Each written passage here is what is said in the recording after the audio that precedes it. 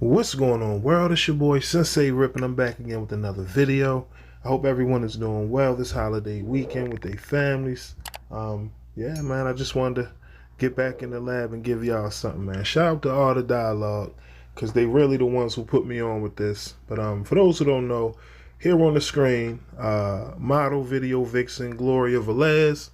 She used to, be in the industry a lot, man, back in the late 90s, early 2000s. And of course, she had a child with singer-songwriter Aaron Hall, who was part of legendary group Guy. She pretty much, revealed a story that I never heard before. So with this clip that I'm going to show you guys today, listen, man, this is a bombshell. You know what I mean? But again, this is alleged. But if what she's saying is true, this is something that I'm sure many people would love to talk about. Again, this particular video we talking about is industry sacrifices. And again, this one is very important because she mentions the time that Tupac actually saved her life, saves her from being an industry sacrifice. Now again, I know many people may be on the fence. Industry sacrifice? Come on, man, you off the rocker. Look, I'm a type person. I sit back and I listen to everything. You know what I mean? Because you got to ask so many different questions. At the end of the day, you really don't know the truth. You can't confirm or deny. So the least we can do is sit back, listen to her story, and you be the judge. We've heard so many stories before this one, but I think, coming from a woman who's been around a lot of the heavyweights in the industry, right? Knowing firsthand, she's telling you, she's about to reveal to you exactly what happened. And we're going to come back and follow up with my commentary. So make sure y'all like, share, subscribe. I'm going to drop the link so y'all can subscribe to her channel as well. But let's get the movie going, all right? Catch y'all at So the topic, let's just go right into it, is sacrifice. And I believe we all made sacrifices in life for our children, for our parents, with our time, with our money. I mean, have you made sacrifices in your life? Of course, of course. I mean, life itself can be a sacrifice. There's like the saying goes, there's different levels to this. And we've all, women sacrifice their lives when giving childbirth. We can That's go right. on and on and on. But yeah, there's different levels of sacrifice. So we'll just try to touch on all of them if you like. Yes. But today I really want to focus on sacrificing people who sacrifice people for gain, for money, for power, for celebrity status.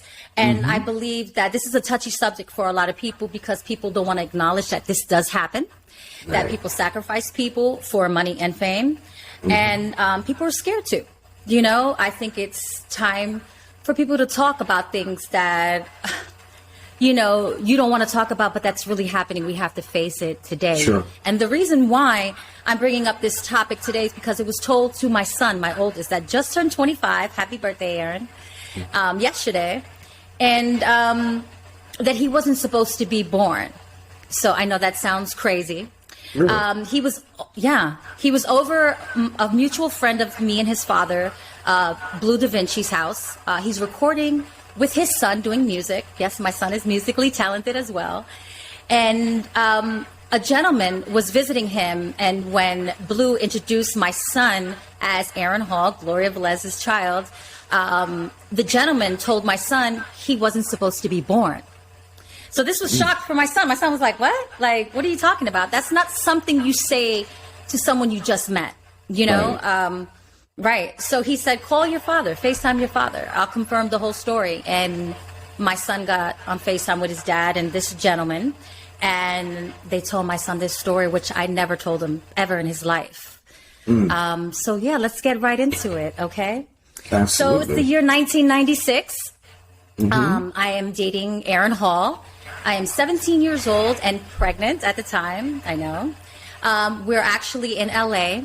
and he was going to sign with Death Row Records. OK, so he's recording, doing music. He's doing video shoots.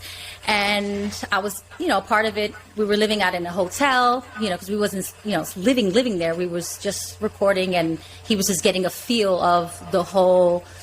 Everybody was going to sign with Death Row. You got Pac, you got Casey and JoJo, you got Snoop. It was amazing to be a part. So Yeah, Aaron's super talented, and they want him to be a part of Death Row Records. We were invited to a Mother's Day event, 1996, and all of Death Row family and friends were supposed to join, come and watch, their relatives perform for them. So I thought that was a beautiful thing. I was going to get my hair and nails done, and Aaron was like, I can't take you. Tupac is going to take you and make sure you're good and safe. I was like, oh, okay. We're in LA, and, my first time out there. So, okay, he's going to make sure I'm safe. I didn't think nothing of it. And at that time, him and Pac were talking. Things seemed a little antsy. He was more on edge than usual, Aaron. And so Aaron said he had to go to a meeting. That's why he couldn't, take me to get my hair and nails done. And it was an important meeting, and he couldn't miss it. So Pac's going to hold me down. So I go to the salon. Me and Pac had deep conversations. It was the first time I've ever been alone with him and actually one-on-one. I mean, he schooled me on life. He schooled me on becoming a mom. He schooled me on just so many things that I would never forget our conversation, ever forget our conversation about this industry. I mean, me being 17 and all this is in front of me, and it's a wow factor, all these celebrities and, in the studio and video shoots, and this man is so deeply spiritual, so connected with, himself and the worldly things that are going on. He just knew so much, and I'm grateful that I got that opportunity to have with him. And then we met up with Aaron after I got my nails and, hair done. We went to the hotel, and Aaron's extra, stress and pacing back and forth, and him and Pac start talking. So he's extra mean, extra, just everything. And I felt like there was something going on. It's more than just business. So to let you know, allegedly, when he was, going to this meeting, he was kind of pleading for my life, some of these people, to be down with the cause, you got to sacrifice people, which is insane to me. And allegedly, they told him, there come a dime a dozen of her. She could be replaced. I don't care if she's pregnant. You can get a pretty young thing, and it's no big deal. So allegedly, he said, no, I'll be damned. I'm not going to do that. I love her. I'll die for her. So they went back and forth, and allegedly it was said, it's going to happen if you like it or not. So he buys me a white dress to go to the event, right? And the day of the event now, we're getting dressed, and he's extra antsy and very mean to me. I mean, he was mean, but he was mean. And everybody knows he was, violent, verbally, physically, emotionally. But you got to understand, I was 17, naive, young, so I loved him. When you love someone, you make excuses for people, he treats you so well one minute, and the next minute he could be so ugly, and then you hold on to the goodness in them, So that's what I did throughout the violence in our relationship. So the day of it, we're getting dressed, and we're leaving the hotel, and we waiting outside in front for our limo. And Casey and JoJo was standing outside waiting for their limo as well. And Aaron was just grabbing me and just being aggressive, and I hate this dress. And I'm like, you bought it for me. Like, what are you, like, you crazy? Like, what's going on? Like, why are you so, he was so angry. He wanted to argue with me, but I wasn't giving it to him. I was not. There was something eerie in the air for me, that it was just something different. And Casey and JoJo was talking to him and trying to calm him down and pray with him. So right there, that was kind of a God sent of angel of both of them, trying to calm him down, pray with him, talk to him, and trying to refocus his mind. So I say this before we go into the venue. When he was pleading for my life and telling that, he doesn't want nothing happening to me, but he's still taking me to the venue. I went over this over and over in my head. Why would he take me? Why would he put a white dress on me? It's like, dressing the lamb and giving her to the wolves. You know what I'm saying? Like, everybody has different levels of love, or how they should love someone. Obviously, he doesn't know how to love right. But I would never put my loved one in that situation, knowing that there's you're going into the wolves' den. You know what's going to happen. You know what they want to do. But you should have take me home on a plane, or say, leave me alone. Don't ever talk to me. I play that back over and over again. The ride to I could honestly remember how I felt, the scared young girl, petrified, just emotionally distraught, but so in love with him at the time. Literally in love with him. And, I want to give him excuses. That's what a lot of women do when you're abused. We give them excuses after excuses, but, maybe he felt obligated to. He wanted to be famous. He wanted them to be accepted. But you got to have limits and sacrifices, to want to be rich or to want to be famous. You got to have limits. You can't. That Right. limit of sacrificing a person shouldn't be ever. Right. So we go in the car, we drive to the venue, we pull up. He grabs my hand. The same thing he always says, look at me, don't look at no man. An aggressive person that, super controlling. The same routine. We walk in. So when we walk in, before we enter the venue, of all the people and the cameras and all the family that's sitting down at the tables, this old lady was walking out, being escorted out, actually. A mature lady. She was in the 70s or 80s year old. Had an entourage, and she stopped Aaron and I. She grabbed my belly, and I was only 4 months, but super skinny. I wasn't even showing. And she says, don't worry, your son is going to be all right. He's going to be healthy, and he's going to be good, which we didn't know if we're having a boy or a girl. Then she looks at Aaron and tells him, you know what? You be good to her and you protect her. And she prayed on us. That's God. God sent an angel right there, because his whole demeanor changed. Because he was trying to get angry in the car. He was trying to start a fight, maybe to justify what's going to happen or was going to happen. You know what I'm saying? I play that over and over in my mind. If that lady didn't stop, or, if she didn't say a prayer, or Casey and Jojo didn't pray outside the hotel, that was God sending him, what are you doing, Aaron? You know what I mean? You know of God. You know what I mean? You come from church. Right. So we walk into the venue, cameras, video cameras, taking pictures. So we greet people. I'm still by his side. We walk into the back of the venue, because there's a stage. And so we walk in the back of the stage. He pulls a chair to the side of you see the stage, and there's the back entrance when you're performing and you're waiting to go on stage. So he puts a chair, sit here. I said, okay. But he was serious and aggressive. I was like, damn, he's I'm still have no idea. I'm oblivious of what's going on or what's going to happen or what they tend to do. This female, runs towards Aaron, and then he walks her halfway, grabs her, and they start talking, and they're in each other's face. So a 17-year-old's mind, you know what I'm thinking? They fucking. You know what I'm saying? Right? She's approaching, she's screaming, so I'm thinking, oh, I'm here, I'm pregnant. Right. She's upset, Aaron's a hoe, he's the nasty man, you know what I mean? Right. I'm like, listen, what's so crazy and mind-boggling to me, I would never hit Aaron back, even though he was physically, physical with me. But anybody else that would confront me, I would fight. I was a fighter. I was brave. But with him, I didn't step up for myself until I had my child. Then I was like, enough is enough. But so when she was screaming, and I was like, what up, bitch? Let's go, So that was my mentality. That's hot. Even though I was pregnant, I was like, let's go, bitch. So I'm thinking Aaron's fucking her. She's upset. I'm here. He brought me here. So the mood changed. People started moving towards Aaron and I. Men. And then I said, ooh, it felt eerie. I said, something's different. This is not I'm fucking your man.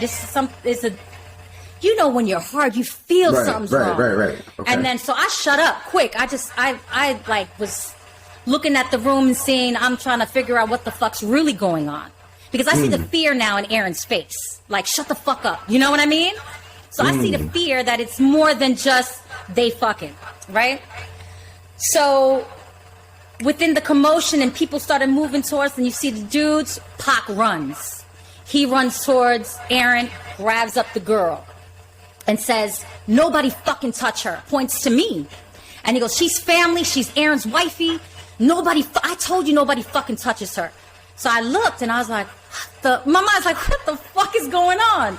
he drags her out the side of the door. You know, there's always like back entrance to lead outside.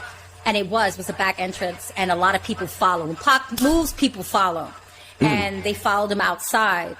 And then Aaron stand in front of me like a guard dog. He was like, don't move, don't say shit. I'm like, yeah, I had no idea what was going on. So we waited patiently until Pac came inside. And, you know, my heart's racing because, you know, your senses tell you something's wrong. That this is not right. You know, especially the people that you see around in the back. You know, it's not like we're in blue tuxedos. You know, we're in an all-white party. You know, we got some thugs. We got some gangsters. You know, it's real live shit that can go pop off. And I got that, but I didn't know how real it was going to get, or what they wanted to do, I should say. So Pac comes in and comes up to us and be like, you know, you guys are good. And looks at Aaron and says, don't stay long. Like dead up like that, don't stay long. And then hugged us and then went on stage. And he's my God, not knowing at that point he was my angel. He saved my life. I mean, I'm happy that Aaron stood up and grabbed and he was like, no, you know, but I'm mad that he brought me there anyways, you know, because he had a choice. You know, God always gives you a choice. Demons always give you a fucking choice. You know, that was his choice to bring me there to those wolves, you know, a lamb 17 and pregnant. Yeah. So maybe he was contemplating with himself. I don't know if he was battling himself, but Pac saved my life. And I'm grateful that he saved my life. And we stood for a little while and we said goodbye. And before we said goodbye and left, one of the demons came up to me and said, you're blessed, you know, and said a bunch of other things that I will not say. But I mean, I was looking a demon in the eyes, you know, he was telling me that you almost got, and I felt it in my soul. Like when he stared at me and looked at me and was like, oh, you just passed, you almost died. Like, and I felt it. Like I felt his aura, his heaviness. You feel that shit, you know? And then we left and then we went to the hotel. He didn't go to any other recordings. He didn't go to any other video shoots. And we went on a plane and left. A few days later, we never turned around. And then 4 months later, Pac dies. And I was devastated, you know, because in the beginning, I didn't know that he saved my life. I know he saved maybe an ass whipping because it looked like more than one wanted to kick my ass. But I didn't know the reason that they wanted to, you know, leave me to die. You know, the setup allegedly was to make it look like a gang thing, you know, beat her up to death, you know, and leave me on the side of the road somewhere. So that's what allegedly they were supposed to do. And whatever else, because there was dudes approaching. So it wasn't just a female, you know, she had dudes with her. What was her purpose? The female? To drag me out, to start it off. Remember, it's all about a look. So it's got to look like gang related, grabbing up another girl, dragging her out of the venue, and then whatever the dudes and the guys beat me up, rape me, whatever they wanted to do, and leave me on the side of the road for dead. So that was the plan. That's what they wanted to do, you know, and you know, I want people to know when I want to bring it back, like 4 months later, you know, Pac dies. And I remember where I was at. I remember I was driving. I was in South Florida. I remember just crying because, you know, he had so much more to give. Like, I'm grateful that before he left, he saved my life. Like, that's like, you know, he thought I was worthy enough, I should say. You know, I'm sure that he came across a lot of things and helped a lot of people, but he stopped and said, you know what, I'm going to save this young girl. You know, that's incredible to me. You know, I'm thankful because my son is here. I'm still here, you know, and I want to tell the story because in this industry, there's a lot of ugly, there's a lot of good too, you know. But we have to acknowledge the ugly too, you know. We can't just hide it. And, you know, a lot of people were telling me, don't say this story. You shouldn't say this story. But why not? It happened. It's my life. You know, I want people to know that I forgive Aaron. So I don't want people to be like, cancel Aaron. No, there's no need. He has great music. He's super talented. He just did a lot of bad decisions. And he wasn't a nice guy back in the day. I hope that he's different now. I pray for him. I want him to be happy. You know, I want him to live a peaceful life, you know. But I just want people to know that, you know, you can be successful without giving in, without crossing the line over. We have a choice. I just want people to know you have a choice. And no question, being successful is not fame. Being successful is not being rich. People have this, stigma, this vision of success. Success is my children are happy, my children are at peace, And at the end of the day, you have to think of that. I mean, we all faced with certain challenges, and experiences. Right. That's certainly a unique experience that a lot of young ladies will be able to, and people in general will be able to benefit from, because if you look at things, you came through. Tupac came, but because his love for Aaron says, "Oh no, don't touch her." Right. You know what I mean? There's a lot of connectivity on that. Let me say that. Let me touch on that. He loved Aaron. Tupac loved Aaron. They got along. They understood each other. Right. But then Aaron was hard-headed as well. Pac was too, but Pac saw the light. Pac was so... Oh my God! Like people say, they woke. He was awakened back in the day. The industry, life, our government. He was so in tune with everything, and he was trying to teach us, me and Aaron. And he loved Aaron because he saw the potential in him, And I've always I still see the potential in Aaron. Even through all the pain and hurt, I still want him to be successful. I still want him to be happy because that's the person I am. It took me a long time. Don't get me wrong, to forgive him. Right. It didn't happen overnight, no. But I'm in a different place now. All the people who have hurt me, I forgive. You have to for myself, not for him. I do it for myself so I can be at peace. Right. But you're absolutely right. He did it for the love of Aaron. And then he saw me and said, you know what? I'm going to save this young girl. She's worthy of saving. And I'm so grateful for that. Well, that's it, y'all. That's the clip. Y'all tell me what y'all think in the comment section below. But this is the first time I've ever heard this Pac story. Now, again, she talked about, being with Aaron Hall. For the youngsters who don't know, man, Aaron Hall was a wild boy. As far as his style, he really was R. Kelly before R. Kelly came in and took over the image. The bald head artist in the 90s with the strong voice. That really was Aaron Hall. You know what I'm saying? Then R. Kelly came through, took the crown, and, never looked back ever since. But either way, phenomenal artist. Aaron Hall was always a good singer. But yeah, man, she's telling you, aside from the relationship that they had, she's giving you, her own POV of what happened, being around at that time period. And for her to bring up the energy, that's important for me. Right? Because sometimes we feel certain energies, internally.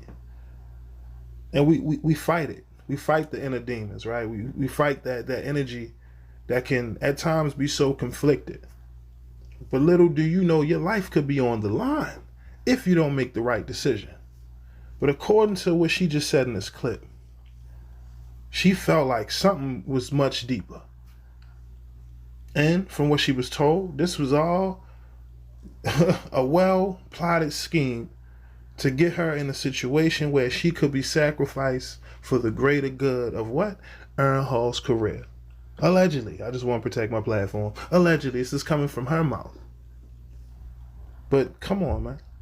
And Tupac, months later, gets gunned down in Vegas. Right? What happens? He jumps a gang member. The rest is history. They got 100 different versions how it happened, how it ended. We don't have enough time for that today. But this particular story here about Pac saving her life, could there be a connection? Y'all make the decision.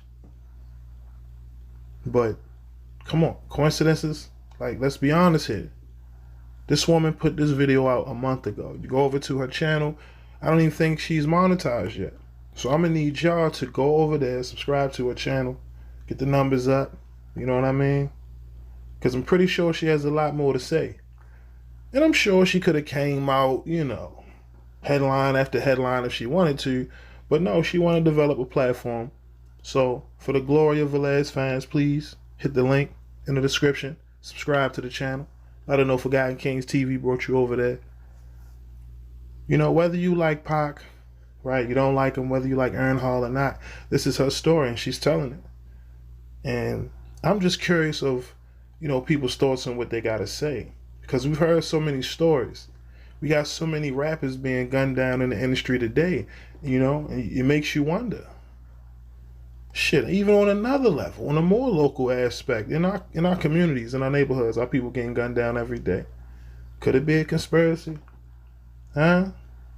Of course, people out here making dumb decisions because, like she said in the video, you always have a choice. You always have a choice. But still, is there people behind the scenes, man, puppeteering our demise, right? Staging these events, hoping that you make the decision that ultimately takes your life. You be the judge. You decide. I'm just here giving you the information. I will continue to give you the information so you can think for yourself, because I will never influence you and tell you how to think. You know what I'm saying? What to choose. No. Don't take my word for it. You do the research. You tell me. Could this be for clicks and views? Hey, who knows? But one thing we do know.